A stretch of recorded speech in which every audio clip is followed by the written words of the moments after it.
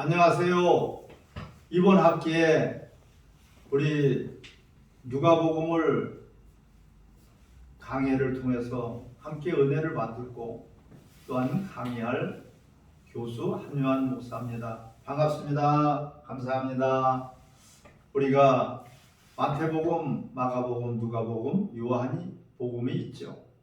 다 복음서고 다 생명을 얻는 방법에 대해서 말씀하고 있지만은 그 수준에 따라서, 듣는 자의 수준에 따라서, 대상에 따라서 약간씩의 표현이 다를 수 있고 또한 내용의 깊이가 다를 수 있다는 것을 우리는 먼저 참작을 해야 되겠습니다.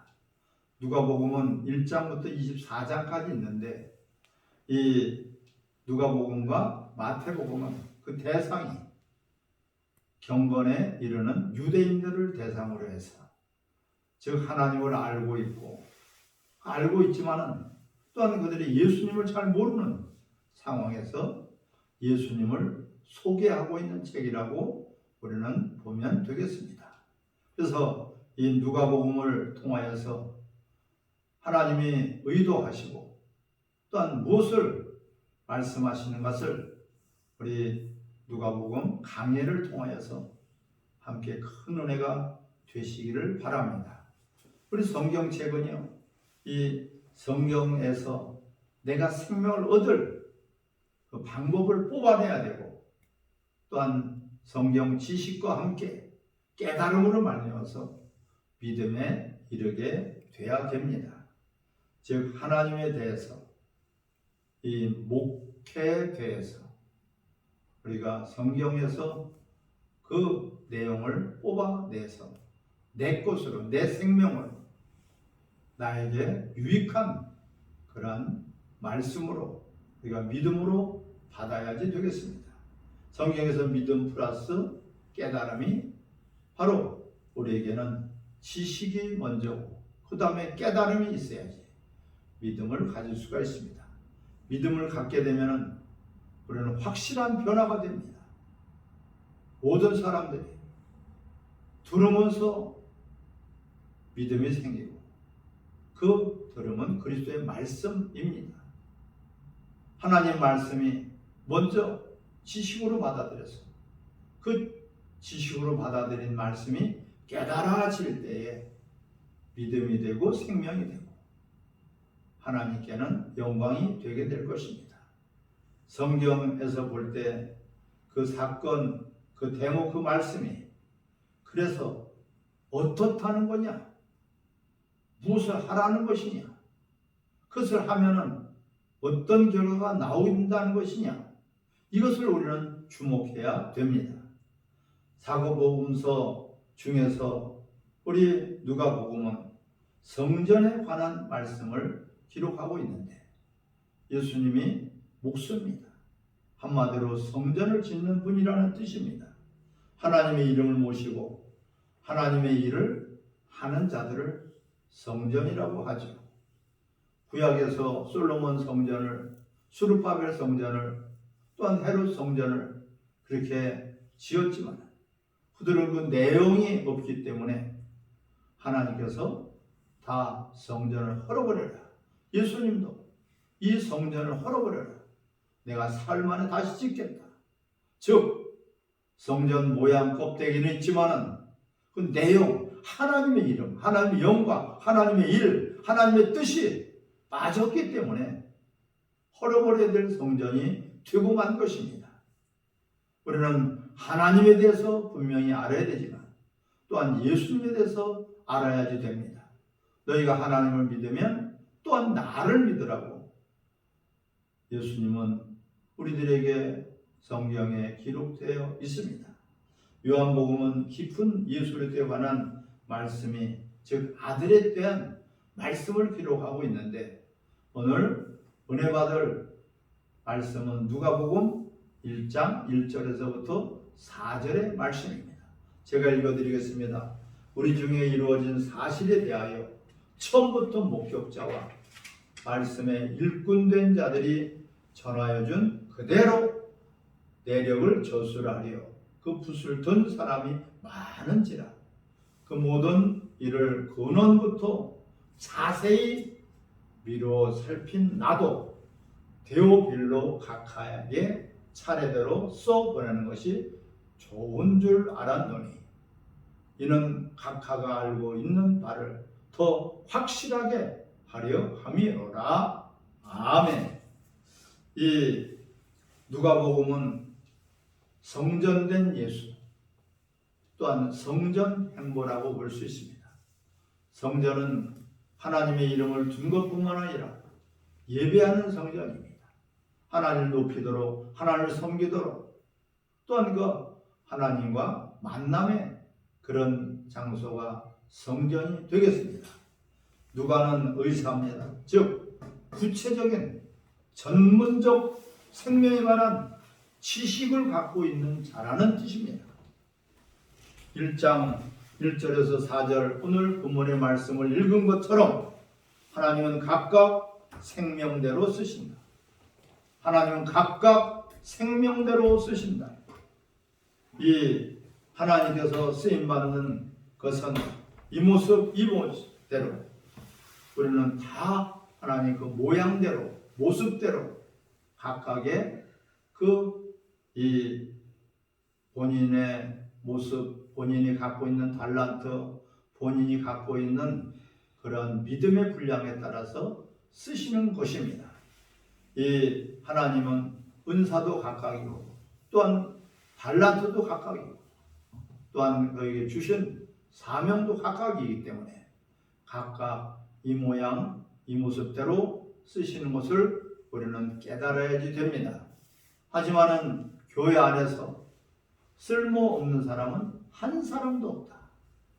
다 각각 남을 비교하는 것이 아니라 각각의 주어진 내게 주어진 하나님의 능력과 은사와 달란트와 또한 우리에게 주신 그 모든 것들을 우리는 하나님 앞에 드려야지 되겠습니다. 누가복음 사도행전을 보고서 형식으로 기록이 되어 있습니다. 사실만을 잘 알아듣도록 정교하게 기록된 책이 바로 누가복음과 사도행전입니다. 예수에 관한 이야기, 예수님에 관한 이야기, 예수님의 일에 관한 이야기를, 예수님의 행적을, 예수님의 그 제자들을 통해서 하시고자 하는 일에 대해서 기록하고 있는데 예수님에 관한 이야기뿐만 아니라 제자들에 관한 이야기를 또한 기록하고 있습니다. 우리는 이 오늘 3절에 보면은 차례대로라 해서 차례대로 그 모든 일을 근원부터 자세히 미루어 살핀 나도 데오빌로 각하에게 차례대로 써 보낸 것을 좋은 줄 알았다고 말씀하고 있죠. 즉 예수에서 끝나지 않고 예수 제자에게까지 가는 것입니다. 우리 자신으로 끝나지 않고 우리는 이웃에게까지 돌아가야 됩니다. 마태복음 28장 18절부터 계속 말씀하시죠. 이 모든 제자들의 족속을 제자 삼아서 가르쳐 지키게 하라. 그럴 때 주님은 세상 끝날까지 너희와 함께 하시다고 말씀하고 있지요. 우리는 이 목사에게서 끝나는 것이 아니라 성도들에게 가는 것이고 나로 끝나지 않고 가정으로 또한 자식들에게 이웃들에게 그렇게 내려가야지 됩니다.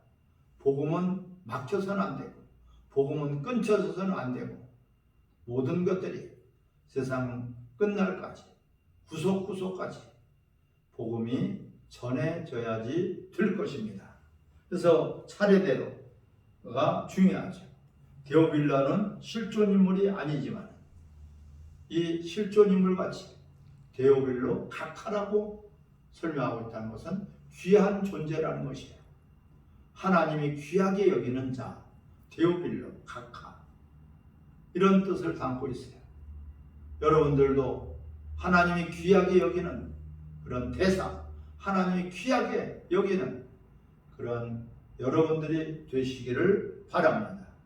각하라는 것은 상당한 수준의 사람을 지칭하고 있죠. 이 시편 29편 1절에 말씀하시길 권능 있는 자들아 하나님 앞에 영광을 돌리고 돌릴지어다. 권능 있는 자들, 수준 있는 자들을 말씀하고 있어요. 각하라는 뜻입니다. 우리가 분명히 알아야 됩니다. 학생이 있고 어린이가 있고 노인이 있고 또한 이 가르치는 선생이 있고 모든 것들이 그 대상이 달라요. 하나님 말씀을 동일한 복음의 말씀이지만 듣는 대상에 따라서 우리는 것이 달라져야지 된다는 말씀이에요. 그래서 차례대로 데오빌러 각하부터 또한 차근차근히 그 이웃에게 그 복음이 흘러가야 된다는 것을 말씀하고 있어요. 오늘 본문에 보면은 친구라고 해서 각하. 이것이 뭡니까? 아담 이후에 사람을 안 쓰시다가 다시 쓰시려고 하는 자가 있으니 그것이 바로 아브라함이에요. 아브라함은 나의 벗이라고 했습니다. 참으로 이 생각과 마음이 나와 다르면 하나님과 다르면 원수 관계죠. 우리는 동무만이 아니라 친구로서 벗으로서 하나님의 일을 해내는 자만이 하나님의 친구들이다. 할렐루야. 이 친구다. 하나님의 일을 같이 하는 사람, 뜻을 같이 하는 사람이 친구예요. 같은 길을 가고 있는 것이 친구예요. 같은 곳을 바라보는 것이 친구예요. 이렇게 이 친구된 자들로 하나님의 일을 위하여서 굉장히 중요한 사람, 그것이 데오빌러다. 생명 주는 일에 관해서 하나님께 쓰임받고 싶은 그러한 간절한 사람이 바로 데오빌러라는 것입니다. 4절에 배운 것이 있는 자, 데오빌러. 배운 것이 있는 자. 그런데 그 배운 것이 있는데 어떻게 더 확실하게 알게 하기 위해서 더 확실한 복음을 가르쳐 주기 위해서 이 지금 누가복음을 쓰고 있다고 말씀하고 있어요. 이미 생명 받는 일에 관해서는 알고 있지만 이제 생명 주는 일을 하도록 확실하게 알아야 돼요. 첫 아담은 산영이 되었지만 둘째 아담은 살린 영이 된 것처럼 내가 생명을 얻는 것뿐만 아니라 우리가 생명 주는 자가 되기 위해서는 더 확실하게 알아야 된다. 한마디로 전문가가 되어야 된다는 뜻이에요. 똑같은 집이라고 해도 어린아이 수준, 유치원 수준은 그냥 집이면 되지만 그것이 맞지만 전문가 입장에서는 초가집이냐 2층 집이냐 빌딩이냐 아니면 학교냐 관공서냐 공항이냐 같은 집이라고 하는 것이 아니라 구체적으로 우리는 용도에 맞게끔 그 건물에 대한 자세한 것을 알아야지 전문가가 되는 것입니다. 이와 같이 성경을 알 때 더 확실하게, 더 정확하게, 더 명확하게 아는 만큼 믿음의 분량이 됩니다. 비슷하게 성경을 알았다면 믿음도 비슷한 믿음이 되어버려요. 믿음은 99%가 아니라 100%짜리가 돼야지 흔들리지 않는 믿음, 하나님이 인정하시는 그런 믿음을 우리는 갖게 되는 것입니다. 이런 이 데오빌라도 알기는 알지만 더 확실하게 알 수 있도록 기도는 알고 있어요. 기도를 하고 있는데 자기 생각대로 자기 방법대로 자기가 원하는 대로 자기 소원을 아뢰고 있지. 예수님은 너희들은 저렇게 기도하지 말아라. 이방인들이 구하는 중언부언하는 기도와 같이 너희 그렇게 하지 말라는 거예요. 그리고 이렇게 기도하라고 구체적으로 가르쳐 준 것이 바로 주님이 가르쳐 주신 기도인 것입니다. 우리는 확실히 모르기 때문에 원수들에게 속는 것이고, 확실히 모르기 때문에 우리는 결국은 열쇠를 가지고 열 수가 없는 것이에요. 왜? 비밀번호를 모르기 때문에. 10가지 중에서 10숫자 중에서 9가지만 알더라도 열려지질 않는 것입니다. 아무리 은행에 돈을 많이 넣고 통장에 잔고가 있다고 할지라도 통장 번호를 숫자 하나라도 모른다면 그것은 내가 집어넣은 내 통장에 있는 돈이지만 인출이 안 되는 것입니다. 뿐만 아니라 비밀번호를 모른다면 그것 또한 그 돈의 인출이 불가능한 것입니다. 이와 같이 우리가 확실히 알아야 됩니다. 정확하게 알아야 됩니다. 우리가 원수들에게, 이단들에게 속는 것은 확실하게 알지 않기 때문이에요. 알기는 아는데 정확하게 모르고 있다. 알기는 아는데 끝까지 알지를 못한다. 그냥 두리뭉실. 성경은 자세하게 말씀하고 있는데 우리 생각에 대충 왜 그렇습니까? 내 지식이 앞서서 듣기 때문에 그렇습니다. 그래서 우리는 내 지식, 내 경험, 내 방법을 먼저 내려놓고 먼저 그것을 우리가 부인하고 하나님 말씀을 듣는 태도가 대단히 중요하겠습니다. 아브라함도 창세기 12장 1절에 하나님 그를 부르셨어요. 그 부르신 아브라함에게 제일 먼저 말씀하신 너는 본토와 친척 아비집을 떠나라고 첫 번째 메시지를 주신 것입니다. 그리고 나를 따르라. 하나님의 뜻을 따라서 살아가라는 것이죠. 내가 갖고 있는 그 지식이 얼마나 하나님 말씀을 받는 데 방해가 되는지를 우리는 깊이 깨달아야 될 것입니다. 데오빌라, 그 존귀한 자고 하나님 귀하게 여기는 자죠. 그는 확실하게 알지 못했기 때문에 이 누가복음을 통하여서 하나님은 그에게 확실한 것을 알라고 말씀하고 있죠. 4절에 이는 각하가 알고 있는 바를 더 확실하게 하려 함이로다. 우리는 배운 것이 있는 그 내가 갖고 있는 선지식이 다가 아니라는 것을 깨달아야지 됩니다. 그 더 나은 말씀, 또 다른 말씀을 가지고 우리는 사탄을 이길 수 있고 또한 하나님의 일을 해낼 수 있고 그 생명에 관한 일들이 되어지는 것입니다. 알기는 아는데 정확하게 모르네.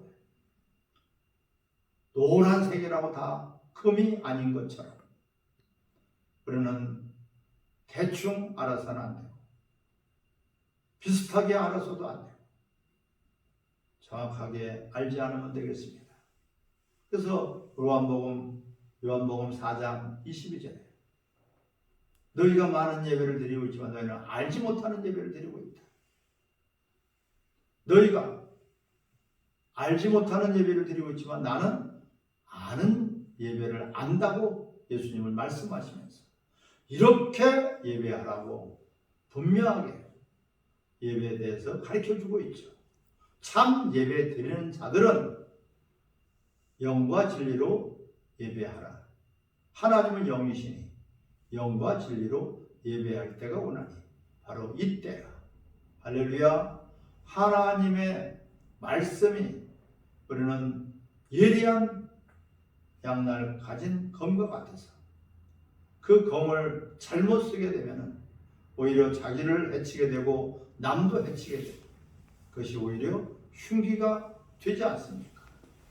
하나님 말씀을 받은 자들 또한 하나님 말씀을 말씀 사역자들은 하나님 말씀을 정확하게 알기 위해서 우리는 나 자신을 비워버리고 하나님 말씀을 겸손히 받아야지 될 것입니다. 그래서 심령이 가난한 자가 복이 있나 천국이 저희 것입니다. 하나님의 나라가 임하는 것은 바로 절대적인 주권을 하나님 앞에 우리가 고백하는 것입니다. 하나님은 절대적인 주권자입니다. 절대적인 주권자라는 것은 내 생각과 내 방법과 내 지식을 포기하고 하나님 말씀을 명령으로 받는 것이야말로 바로 절대 주권을 인정하는 것이고, 절대 주권으로 받아들이는 자들에게는 절대 순종이 따르게 되어 있어요. 예수님도 십자가 못 박혀 죽기까지 순종하십니다. 죽기까지 복종하십니다.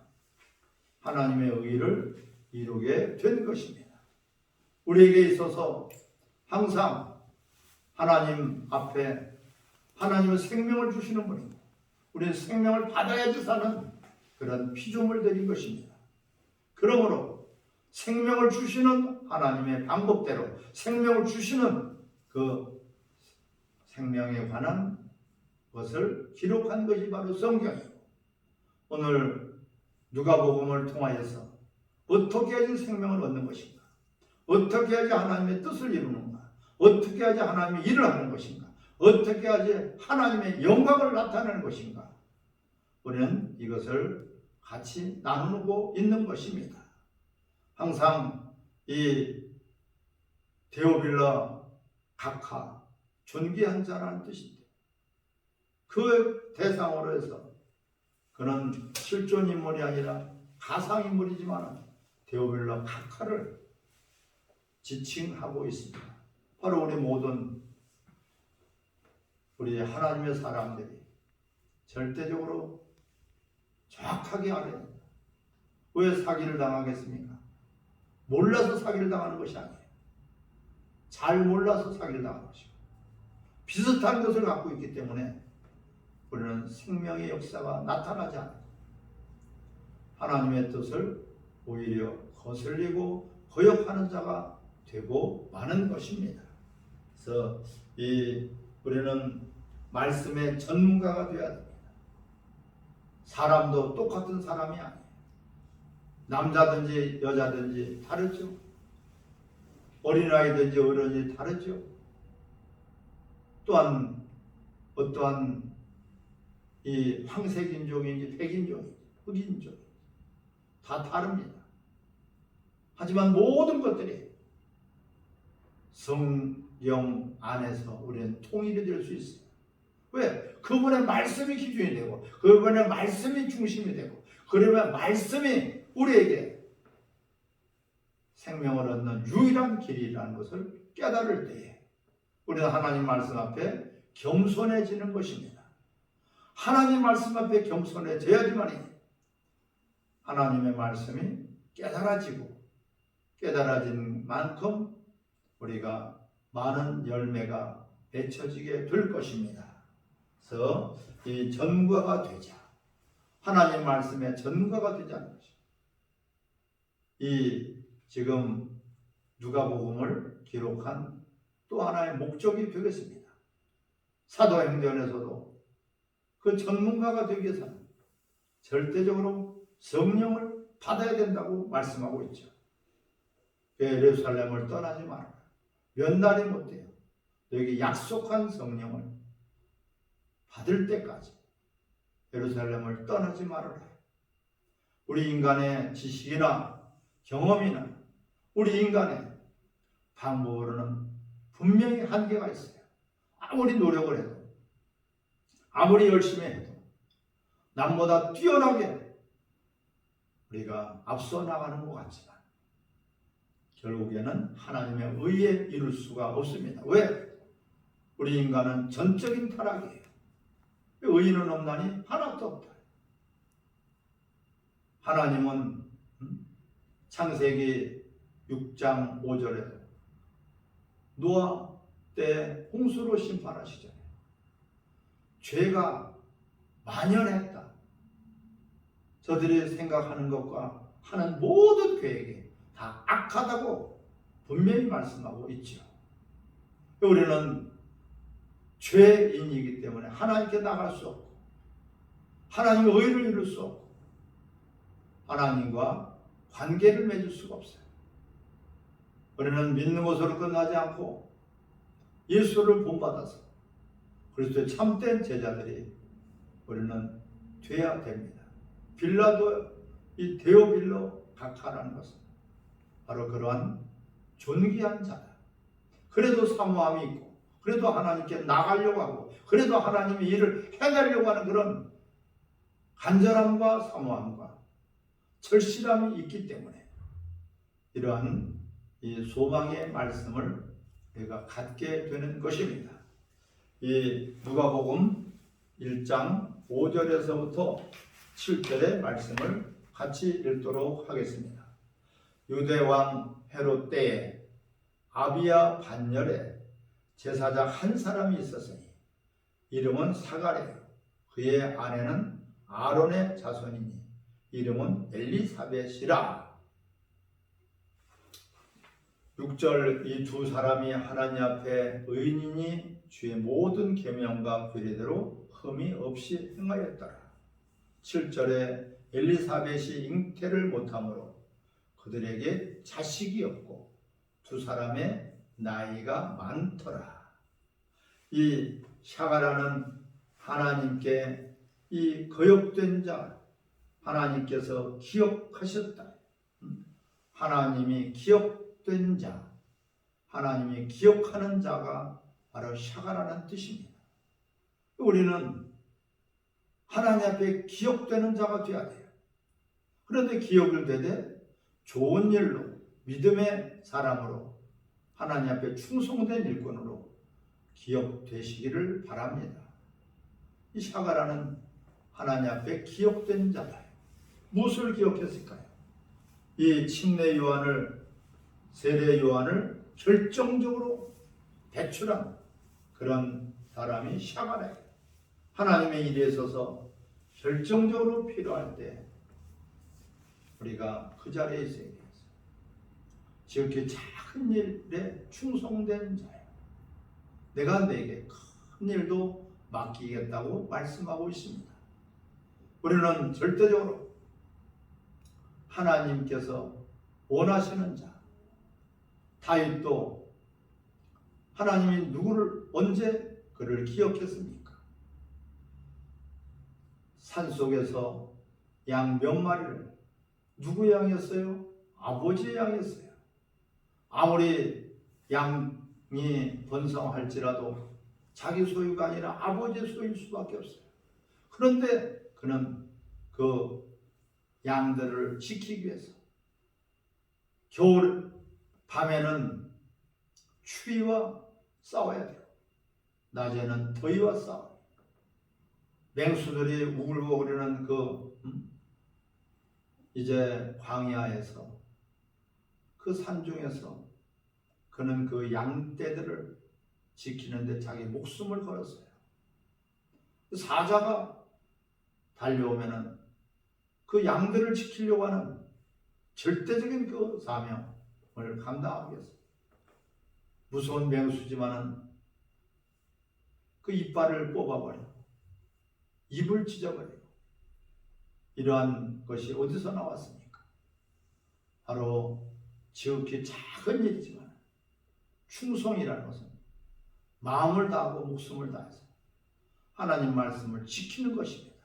아버지의 명령, 아버지의 분부를 그는 목숨을 걸고 지켰기 때문에 이세 아들 다윗을 보니 나와 합한 자로다 인정을 받아서 그는 한 시대를 풍만 하나님의 일꾼으로 하나님의 섭리와 계획을 이룰 수 있는 그러한 왕이 되었었던 것입니다.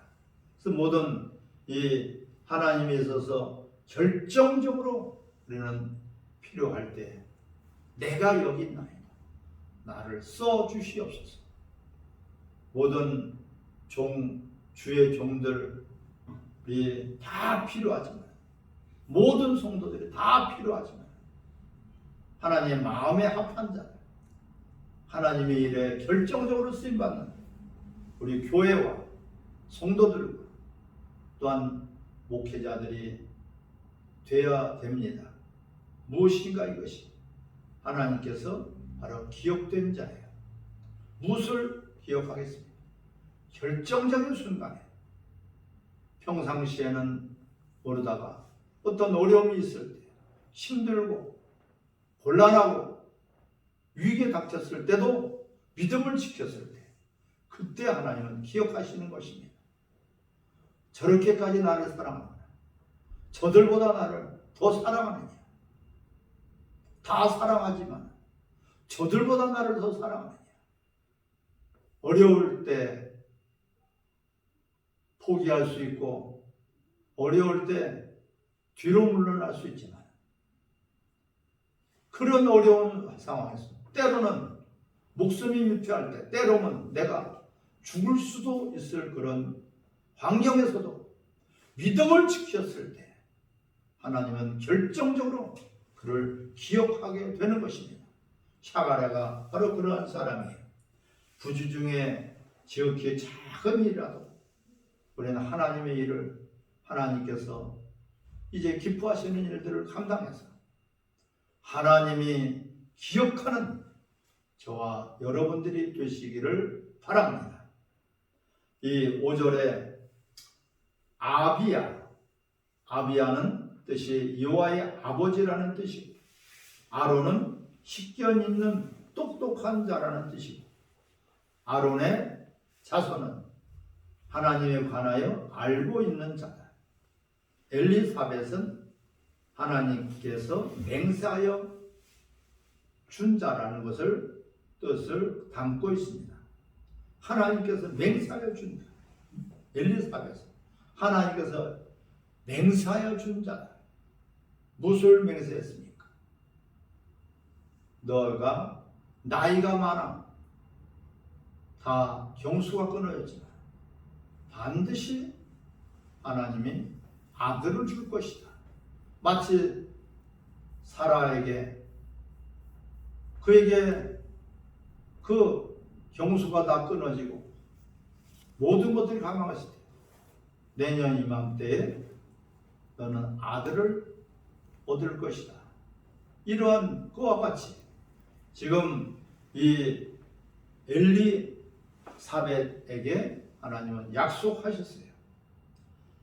약속은 지킬 수 없는 것이 되서는 안 돼요. 약속은 담배물을 걸고 하기 때문입니다. 내 목숨을 걸고 약속하는 것이 바로 이 우리가 맹세인 것입니다. 모든 약속은 지키자면 반드시 손해가 됩니다. 약속을 지키지 않는다면 손해를 감수해야 돼요. 약속은 하나님 앞에서 바로 있는 것입니다. 맹세가 뭐라 그랬어요? 자기 목숨을 담보로 하는 약속이다. 그런데 하나님이 우리 인간에게 맹세하셨다 그랬어요. 엘리사벳은 불가능한 일, 애 낳을 수 없는 여자에게 아기를 낳으라 하는 하나님의 말씀을 그는 믿었어요.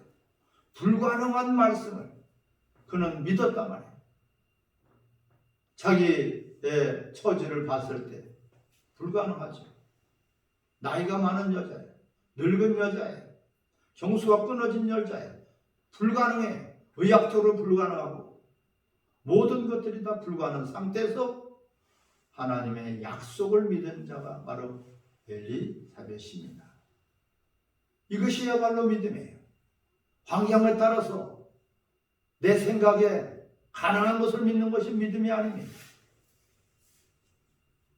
내 생각에는 맞지 않고 이해가 안 되고 받아낼 수 없고 불가능한 가운데서 하나님 약속을 믿는 것이에요. 그것을 보고 믿음이라고 하는 것이죠. 그래서 이 무엇을 하나님 맹세를 반드시 이루어진다는 것은 하나님의 약속은 반드시 이루어진다. 하나님의 말씀은 반드시 이루어진다. 1.1획도 땅에 떨어짐이 없다. 이것을 믿는 것이 바로 믿음이에요. 내 환경에 따라서, 내 처지에 따라서 우리가 시간이 변하면서 변할 수 없는 것이 믿음입니다. 우리는 하나님 말씀을 믿는다는 것은 하나님을 먼저 신뢰하는 것입니다. 그 하나님은 거짓말하는 분이 아니다. 하나님의 말씀은 반드시 이루어진다. 하나님의 약속은 반드시 이루어진다. 하나님의 그 계명은 반드시 이루어진다. 그래서 우리는 그 말씀을 명령으로 받을 수밖에 없고요. 명령으로 받은 자들에게 하나님은 선물로 믿음을 주신다고 말씀하고 있습니다. 내가 믿는 것이 아니라 하나님 믿음을 주셔야 되고 주시는 것입니다. 이 에베소서 2장 8절에도 은혜로 구원을 받은 것이다. 하나님의 선물이다. 우리는 그 선물을 받고 구원을 받은 것이고 믿음을 가진 것인데 누구에게 선물을 주셨습니까? 전 인류에게 주셨지만 그 말씀을 받는 자들에게 실질적으로 엘리사벳과 같이 이루어지는 것이에요. 그가 이 불가능한 상태에서 믿었음으로 말미암아 세례 요한을 낳은 어머니가 된 것입니다. 그러므로 하나님은 엘리사를 통해서 세례 요한을 이제 올 수 있는 통로로 사용하신 거예요. 이게 위대한 하나님의 사람 세례 요한이 그를 통해서 이 땅에 오게 된 것입니다. 하나님의 모든 말씀은 하나님의 맹세로 주신 말씀입니다. 목숨을 걸고 약속하는 것이 맹세인데 어찌 우리 피조물들에게 이렇게 맹세로 하나님 말씀을 주셨을까요? 그것이 바로 하나님의 은혜입니다. 그리고 그런 하나님의 말씀을 우리가 듣기만 하고 그 말씀을 순종하지 않는다면 이것이 바로 죄요, 타락이요, 부패요. 하나님을 업신여기는 자들이 되겠습니다. 오늘 특별히 본문에서 5절에 유대왕 헤롯 때에 아비야 반열의 제사장 한 사람이 있었어요. 이 아비야 반열의 제사장 한 사람이 있었어요. 이름은 샤가라다. 샤가라도 제사장의 가문에서 태어나고 아내도 아론의 자손이 이름은 엘리사벳이. 아론은 바로 제사장. 또한 이 샤가라도 제사장 집안에서 태어났어요. 제사라는 것은 예배를 말씀하고 있죠. 예배가 포함이 되어 있는 것이에요. 예배하는 가정에서 세례 요한은 태어난 것이에요. 아버지로부터 그 믿음의 유업을 이어받았고 어머니로부터 또한 그 믿음의 유업을 유산으로 받은 자가 바로 세례 요한이에요. 그래서 그가 모든 구약의 선지자들로서 가장 큰 자다. 이렇게 말씀하고 있습니다. 우연이 아닙니다. 그들은 예배하는 제사장의 집안에서 그 예배를 중요히 여기는 집안에서 그는 그러한 믿음의 가풍을 이어받아서 이 땅에 태어난 것입니다. 바로 이것이 세례 요한이 되겠습니다. 지식이 꼭 우리는 있어야 되지만 그 지식에다가 깨달음을 가져야지 믿음이에요. 언제 깨달아지냐? 밭이 좋아야 돼요. 씨가 아무리 필요하지만 밭이 좋아야 돼요. 그 돌짝밭, 길가밭, 가시떨기밭, 옥토밭으로 마태복음 13장에 이렇게 비유로 말씀하고 있지 않습니까? 우리 자신의 밭이 좋아야지 하나님의 말씀이 땅에 떨어져서 30배, 60배, 100배의 결실을 맺게 될 것입니다. 어떤 사람은 듣기만 하고 지켜지지 않는 사람이 있어요. 어떤 사람은 듣고 지식으로는 알지만 믿음으로 받아들이지 못하는 사람들이 있어요. 이러한 사람들은 하나님이 기억하는 사람들이 아니에요. 우리는 단 한 말씀을 듣더라도 반드시 그 말씀이 하나님의 말씀이니 하나님 말씀 앞에 순종함으로 말미암아 우리 날마다 하나님 기뻐하시는 그런 하나님의 사람들이 되시기를 바랍니다. 6절에 이 두 사람이 하나님 앞에 의인이다. 두 사람이 예배의 자들이라, 예배 성공자들이란 그렇기 때문에 바로 하나님 앞에 의인이라. 주의 모든 계명과 규례대로 흠이 없이 행하였더라. 이러한 이 엘리사벳과 사가랴에게 통해서 하나님은 생명 역사를 이루지 않습니까? 세례 요한이 그들 가운데서 태어나게 하셨고 그들을 통해서 세례 요한이 또한 하나님의 시대적인 그런 선지자, 구약에서 마지막 선지자가 태어나고 예수님을 오시는 길에 평탄케 하는 광야에 외치는 자의 소리라. 그런 세례 요한이 그 가정, 그 두 사람의 그 생명줄을 통해서 하나님이 태어나게 하셨다.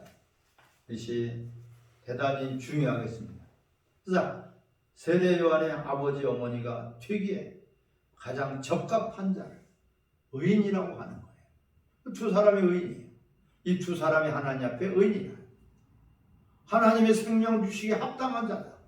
하나님의 일을 하기에 합당한 자다. 합당한 자다. 하나님의 이 세 아들 다윗은 나와 합한 자다. 하나가 됐단 말이에요. 뜻이 하나란 말이에요. 하나님이 목적하시는 목적대로 살아가고 있는 자들이에요. 소돔과 고모라 성이 멸망을 당할 때도 의인 10명이 없어서 멸망을 당했습니다. 의인이라는 것은 하나님의 뜻에 합당한 자, 의인인데 하나님의 뜻은 하나님을 경외하고 하나님을 높이고 예배하는 자들 찾고 계시는데 그 의인 10명이 없어서 소돔과 고모라 성이 멸망을 당하고 말았습니다. 지금 이 시대도 마찬가지입니다. 하나님 찾고 계십니다. 영과 진리로 예배하는 자들을 찾으신다고 말씀하고 있어요. 이 엘리사벳과 사가라는 바로 제사장 집안에서 예배를 배운 자들이고 예배에 합당한 그런 믿음을 가진 자들이다. 그들 중심에는 예배가 있습니다. 예배는 하나님을 높이는 것입니다. 하나님께 영광을 돌리는 것입니다. 그런 그 중심에 예배자의 삶이 있기 때문에 그들을 통해서 하나님은 생명 역사를 이루시는 분이다. 할렐루야. 그래서 내가 모든 것이 허물이 많아도 내가 모든 것이 실수가 많아도 요 부분만큼 하나만큼 하나님 보시기에 합당한 자다. 이것이 대단히 중요해요. 우리는 모든 것에 완벽한 자들이 아니지만 그래도 지극히 큰 일에 충성되는 그 일만큼은 하나님 앞에 인정을 받는 것이에요. 그 일만큼은 하나님께서 합당한 자라고 그렇게 여겨주시는 것이에요. 우리는 이 다른 것은 몰라도 예배만큼은 온전한 예배, 철저한 예배, 하나님 기뻐하시는, 하나님이 받으시는 그런 예배자가 되시기를 바랍니다. 같이 예배를 드렸어도 가인과 아벨 둘이서 예배를 드렸지만 아벨은 하나님 앞에 예배가 상달되었고 가인은 예배가 실패하고 말았습니다. 왜 그렇습니까? 바로 그 삶이 예배자의 삶이 아니었단 말이에요. 가인은. 우리는 예배만 참석하지 말고 예배를 이렇게 드려야 된다. 저렇게 드려야 된다. 반드시 예배를 가르쳐줘야 되고 예배를 또한 그렇게 하나님 받으시기에 합당한 예배자가 돼야지 됩니다. 엘리의 제사장, 그는 제일 처음 제사장으로 쓰임을 받았지만, 부름을 받았지만 그 자식들에게, 그의 성도들에게 예배를 제대로 가르치지 못했어요. 그러므로 그의 아들, 그의 성도들 홈리와 비느하스를 하나님이 철저하게 저주를 내리시고 아주 대대손손 자자손손 하나님 생명을 끊어버렸어요. 그로 말미암아 엘리 제사장까지 하나님은 그를 죽여버렸습니다. 예배가 얼마나 중요하고 예배가 어떻게 예배를 드려야 되는지를 우리는 예배를 가르쳐야 되고 예배를 배워야 되고 예배에 또한 합당한 그런 예배자의 삶이 돼야 되겠습니다. 이것이 이 세례 요한을 낳은 그 가문이 엘리사벳과 샤가라인 것입니다. 우리는 내가 모든 것이 허물이 많아도 부족해도 예배만큼은 반드시 성공을 해야 됩니다. 한번 같이 따라하겠습니다. 나는 예배자입니다. 나는 예배자입니다. 예배자를 찾고 계시고 어디서 있든지 나는 예배자입니다. 주님이 찾으시는 예배자 한 사람이 없어서 주님은 슬퍼하시네. 주님이 찾으시는 예배자 그 한 사람이 내가 되기를 바랍니다. 이러한 간절한 소망과 함께 여러분들이 그렇게 또한 기도하시고 사모하시기를 바랍니다. 우리 이 성도에게 그 부분만큼 하나님께 영광을 드리고 고린도전서 10장 31절에도 그런즉 너희는 먹든지 마시든지 무엇을 하든지 하나님의 영광을 위해서 해라. 우리는 부족하고 모든 것들이 연약할지라도 내가 하는 일, 먹든지 마시든지 무엇을 하든지 하나님의 영광을 위해서 우리는 쓰임받는 우리 모두가 되시기를 주의 이름으로 축원합니다. 감사합니다. 하나님 앞에 영광을 돌리겠습니다.